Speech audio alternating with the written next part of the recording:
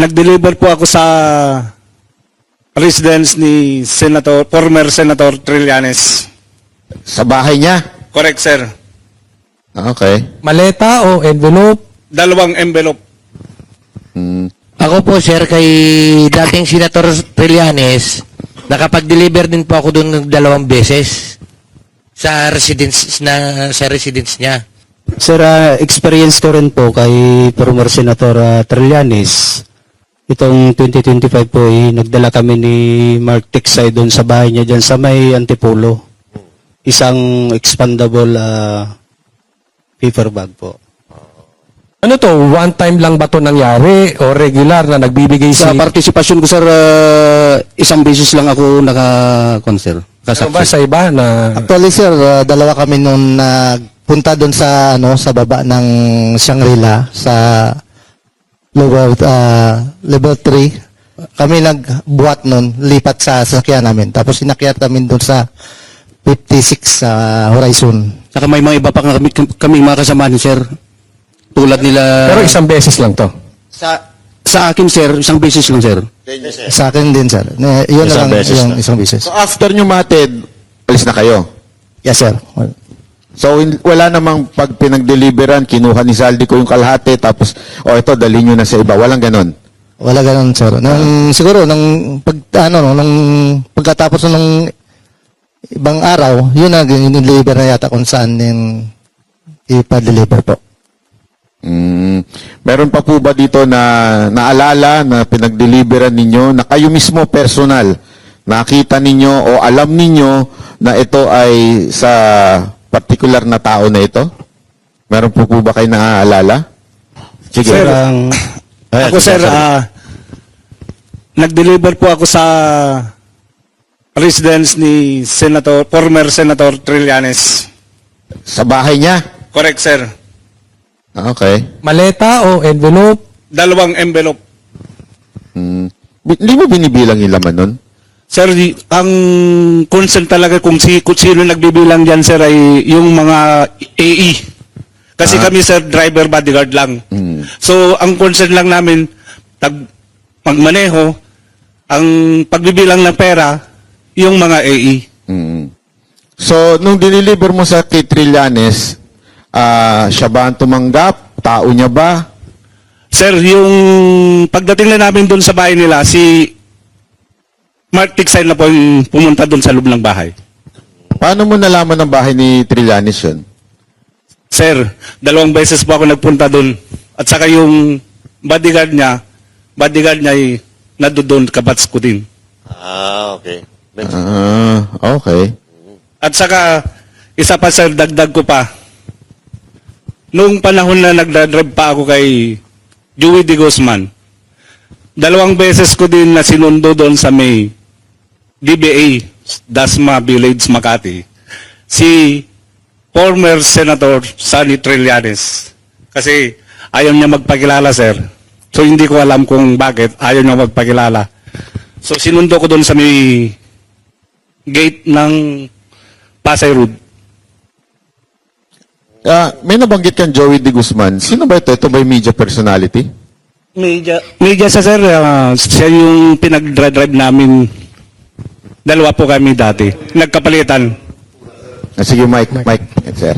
Bali ako yung nandun una, sir, 2024, andun ako. Kay Joey De Guzman. Yes po. Nung nalipat ako sa team ni ni Madam, ni Maylin Arco, si Top Taber doon na pumalit sa akin. Ganun pa rin yung aktibidad namin, sir. Activity ng saan ihatid yung pera. Pero, di ba, tama ba ako? Ito ba yung sa media? Ito si Joey De Guzman? Tama ba? Yes po, yes po. May mga kasama pa yan sila, sir. Hindi ko lang muna baggitin kasi nasa private individual. Wala din po sa affidavit. Okay. Yes po. Yun po ang reason bakit hindi namin sinama. Yung isang halimbawa lang yan, sir, si Joey De Guzman. Joey De Guzman po. Pero siya, nakakatanggap din. Possible, sir. Meron Yes, pa, sir. sir. Ako po, sir, kay dating Senator Trillanes, nakapag-deliver din po ako doon ng 2 beses sa residence niya. folder o maleta? Yung una po naming dineliver doon, sir, ay paper bag. Oo. Tapos, kasama ko po noon si Paul Estrada, yung iipo ni Kong Saldi. Yung pangalawa po, anim na malita yun, kasama ko na po si Mark Tiksay. Yung AA din po yan ni boss. Mm. Kaya kung ano man po yung inano niya sa TV, todo deny po, imposible naman siguro. Ano nararamdaman nyo nung siyang unang-unang pumiyok at nagalit? Kaya nga at po, sir, dinimanda ang naiinis kami, lahat? sir, eh. Ha? Kaya nga po, sir, naiinis kami. Naiinis, nagagalit ka rin po kasi totoo yung sinasabi mo eh. Tapos, pinapasinungalingan niya. Si Sir. May kanina si Sir may gustong sabihin. sabihin. Sige. Sir, experience ko rin po kay former Senator Trillanes. Itong 2025 po, nagdala kami ni Mark Tiksay doon sa bahay niya dyan sa may Antipolo. Isang expandable paper bag po. So, regular din po pala itong pagdi-deliver kay Trillanes kasi si Sir 2 beses, si Sir 2 beses. O talagang matindi talaga kasi nungalingan. Sa tingin mo magkano yung isang ganun? Paper bag? Depende po, boss eh. Pagka medium, maabot ng mga Anong laman nun sir yung paper bag? Ano yan? 5 to 10 m. 5 to 10 5 to 10 m? Ano kalaki yung paper bag? Malaki, hindi yung maliit. Oo. Mapalabas Sa mga natin paper bag dyan. Malaking paper bag. Ang sarap ng buhay ni Trillanes. Minsan nga, sir, napupunit pa eh. Minsan nga po napupunit pa. Sa Yung bigat. Ano pupunit pa sa bigat? Aba, malupit pala talaga ito si Trillanes Abogado. So, may karapatan po kaming magkaroon ng abogado bawat isa. So, hindi naman kayang isustain ng isang abogado lang po yung bawat isa sir sa amin. Kaya, hindi kami pumayag talaga, sir, na hiwa-hiwalay, sir. Yun, maliwanag. Anong masasabi nyo dun sa parang akusasyon na dahil sa economic problem daw ninyo, ibig sabihin, nangangailangan lang daw kayo, kaya kayo nag-iingay at nagsasalita. Ano masasabi nyo? Di ba kayo nasasaktan dun? Sir, sa amin, sir, bilang mahirap na mamamayan ng Pilipinas, kahit ganito lang po yung estado ng aming buhay. At since nung umalis kami sa serbisyo hanggang nagtrabaho kami kay Boss Saldi, meron naman po kaming kaunting naipon. Although na natanggal kami, pero yung naipon namin yun, sir, yun po yung ginagamit namin hanggang ngayon, sir, na ikinabubuhay ng aming pamilya. So, yung mga nag-aakusa, sir, sa amin na lumantad kami dahil lang sa kahirapan po, sir, hindi po magandang akusasyon sa amin, sir, yan na ginagawa nila, sir, sa amin. Yung iba po, may gustong idagdag doon? Yes, sir. Nagtataka nga po ako bakit nasabi niya yun eh. Kasi dito sa amin may mga retired po, pensionado po kami. So buwan-buwan po meron po kaming natatanggap na dahil nagserbisyo kami. Optional retirement po kami. 4 yata kami dito. Tapos meron naman po kaming konting negosyo na nasusustain naman namin yung pangangailangan ng mga pamilya namin. Kaya dapat hindi niya po dapat sabihin yun kasi nandito po kami ngayon para sa bayan ito eh. Masyado ng talamak yung ginagawa nilang pagnanakaw dito sa pondo ng ating bayan. Kaya dapat matuldukan na to eh. Yan lang po. Meron pa po gustong magdagdag doon sa akusasyon sa inyo? Ayan, si Sir na... Sir, magandang gabi po, sir. Sige. Mayroon pong mga senador na ayaw nilang humarap sa Senado. Kasi siguro natatakot sila na pagdating doon, baka masabi na, ikakasama ka pala, senador siya nabigyan. Yun lang po, sir. Si Sir. Sir, may dagdag ko na rin. Yung sinasabi ni Director NBI ay hindi naman ganun po yun. Ang totoo po ay nakapag-ipon na rin naman po kami sa tagal namin doon kay Boss Saldi. Tapos po, may separation pay din kaming natanggap. Ayun. Kaya sapat po yun para sa amin. At hindi po kami nagpapabayad dahil lang dito sa kwan na ito. Lumabas kami talaga, bukal sa aming kalooban, sa mga kasama ko. At nakausap din namin si attorney, Balikod. At yun po, na lahat ng mga katotohanan tungkol sa korupsyon dahil naawa po kami sa taong bayan. Apektado po lahat talaga. Saka po, yung PhilHealth po natin, sir, nakuha pa rin ng kawawa po yung mga may sakit na dapat para sa kanila yung PhilHealth na pakialaman pa po. Kaya doon po nagkuhan kami, usap-usap talaga na ilantad kung ano yung naging trabaho namin pagdating po doon sa basura. Kaya po nandito kami ngayon, sir. Yun lang po. Salamat. Yes, sir. Isa pa sir, dagdag. Lumabas po ako, para sa akin, lumabas po ako kasi pag hindi ko nilabas yung katotohanan, konsensya ko po habang buhay. Yung katotohanan na nalalaman ko. Yun lang po. Isa pang akusasyon sa inyo yung dishonorable discharge. Ilan po sa inyo ang nagkaroon ng dishonorable discharge? Makita ko nga po yung kamay. Maaari po bang magbigay sa inyong ilan kung ano yung dahilan at kayo ay na dishonorable discharge? Kasi yun ang isang inaakusa sa inyo na para tilang pinalalabas, yung iba pa, may sinabi pa nga, murder daw yung case. Hindi ko nga maintindihan kung murder, bakit nasa labas kayo. Diba? So, paliwanag nyo na yung kung sino man yung gusto magsalita at magsabi kung bakit kayo na dishonorable discharge. Sige po, sir. Ako muna po. Yung dishonorable ko po, sir, sa Philippine Marines, nangyari po noon, nasa serbisyo po ako. Ngayon po, hindi ko po akalain na ganun yung mangyayari sa akin dahil yung case nung civilian ako wala naman po talaga akong partisipasyon doon.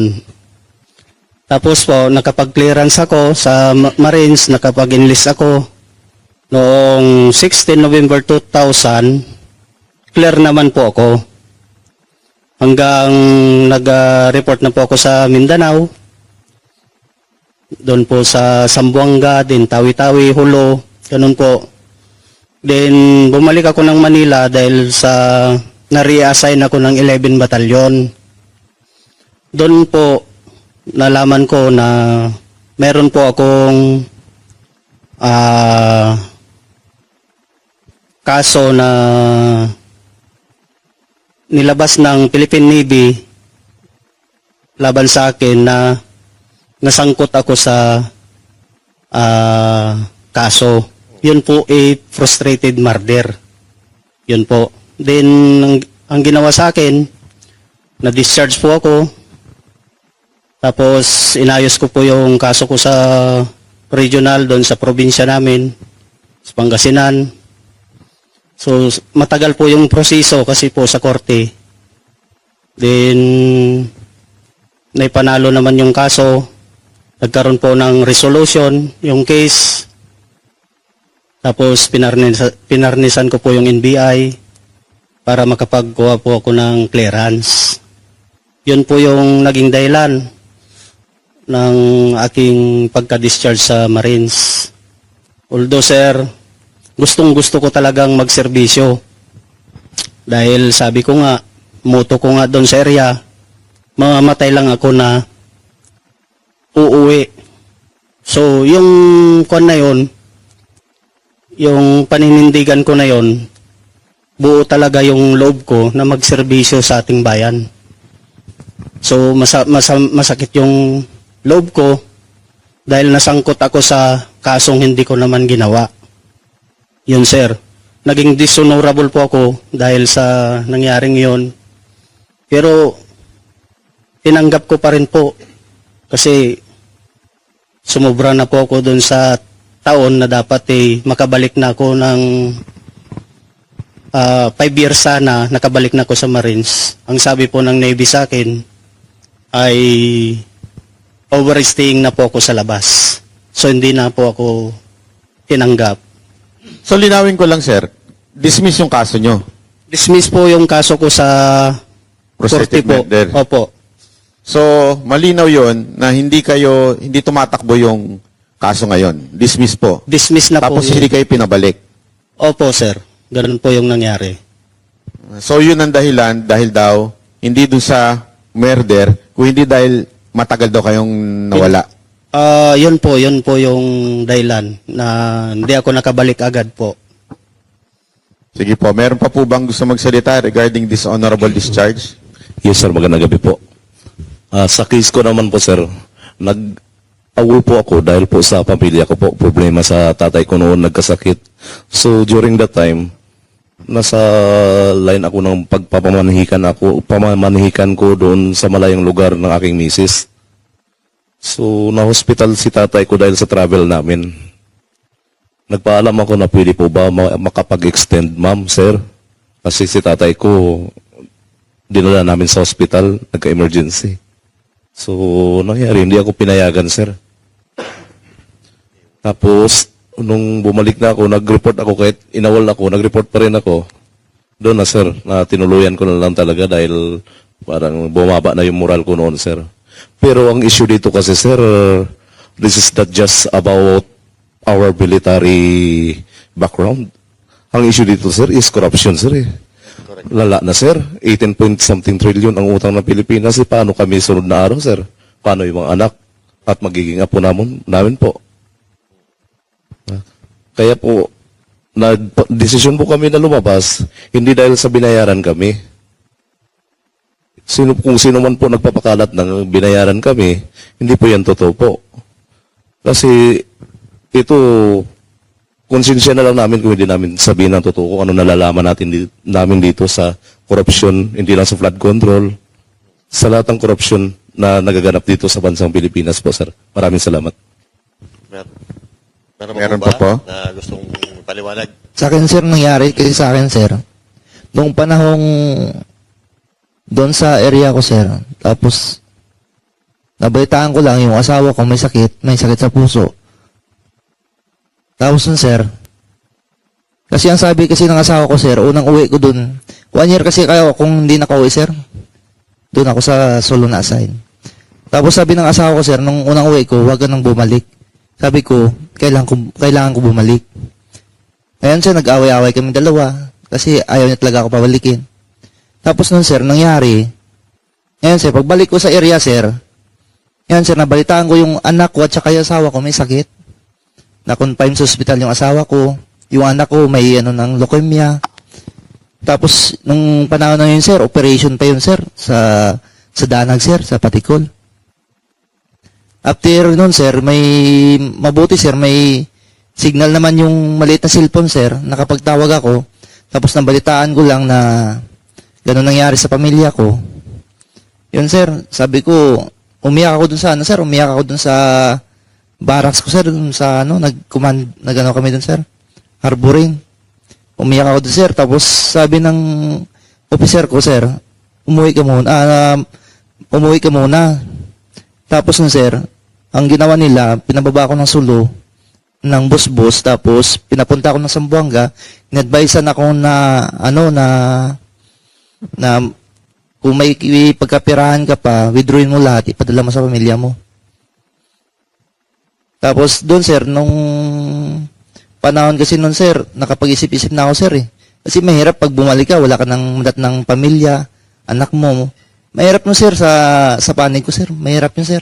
Kaya nagdesisyon na ako na hindi nang bumalik, sir. Yun naman yung rason ko, sir. Salamat, So, sir. sa madaling salita, mas sinunod nyo muna yung commander-in-chief nyo bago yung tunay na commander-in-chief, di ba? Hindi, kasi importanteng maunawaan ng mga Pilipino na nagkaroon kayo ng dishonorable discharge, hindi dahil kayo ay hindi loyal o meron kayong ginawang kabastusan o kawalangyaan. Kung hindi, ito'y mga family emergency. Kaya kayo nagkaroon ng dishonorable dahil hindi lang nakapasok o nakabalik sa tamang oras. Tama po ba? Meron po ba dito na discharge dahil sinapak nyo yung boss nyo, sinaksak ninyo yung ayaw nyo sundin na boss? Wala naman, di ba? So, sige, coach. Ito, narinig ko yung sinabi ni Sir eh. Maganda yung sinabi niya na bakit ito nagiging issue sa amin. Ito ay issue ng korupsyon. Sa katunayan, binabanggit ko to sa vlog ko, hindi naman issue kung sila yung pinakamabuting tao sa Pilipinas o sila yung pinakamasama. Corruption yan eh. Ngayon, nakahanda ba kayo? Kasi marami pang ibabatong ganyan sa inyo. Ang sisilipin ay hindi korupsyon kung hindi kayo. Ang tanong dyan, hanggang kailan kayo, sir? Nakahanda ba kayo na baka araw-araw may bagong ibabato sa inyo at hindi yung maleta o kung saan napunta yung maleta o saang proyekto napunta yung pera ang iimbestigahan? Handa ba kayong harapin yung mga akusasyon? Sige, kasi ito yung pagkakataon nyo na makasagot kayo dahil usually sa interview nyo at interview dun sa NBI, ang dating talaga is kayo ang iniimbestigahan eh. Sige, Dagdagan ko na rin na yung tanong na yun para isagot nyo na ng isahan. Di ba kayo natatakot ng inakusahan ninyo ay isang pangulo ng Pilipinas na pinagdeliveran?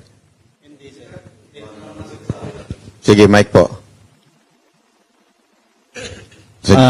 Sir, hindi kami natatakot kasi ang sinasabi lang namin dito ay pawang katotohanan lamang po.